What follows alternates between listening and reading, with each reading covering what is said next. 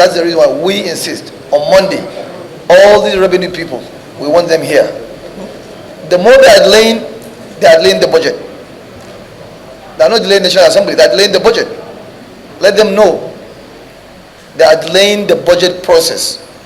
If they didn't show up, we expect all of them to be here. CBN Governor, Minister of Finance, Minister of Petroleum, Comptroller General, MPA, NIMASA, all the GOEs, we need them here.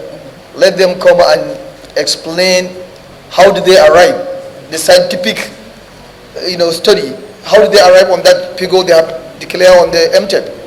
We believe it's short, it's not enough. Okay. It's insufficient. We believe so let them come and explain so that we can see if we can have more revenues in 2024 so that our people can see the impacts and and supporting Mr. President for his agenda.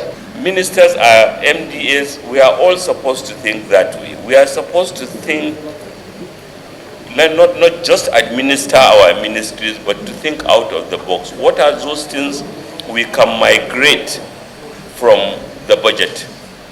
There is a lot the private sector can do, so I should also see my role as a minister as that of inviting the private sector, marketing them so that they can do those things which appropriation cannot give me the money to do.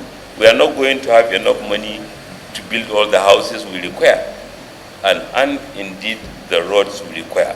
So the ministers are urged to think, and it has been done before, and we have been directed to do that. Will complement whatever funding, but the importance of the budget is a signaling tool, it's a catalytic tool, and is equitable so that all can feel involved. The first point we really need to make is that, as most of us will be aware, we have run budget deficits for many years, for decades, for which the Debt Management Office has been raising funds, local and international, to support the budget.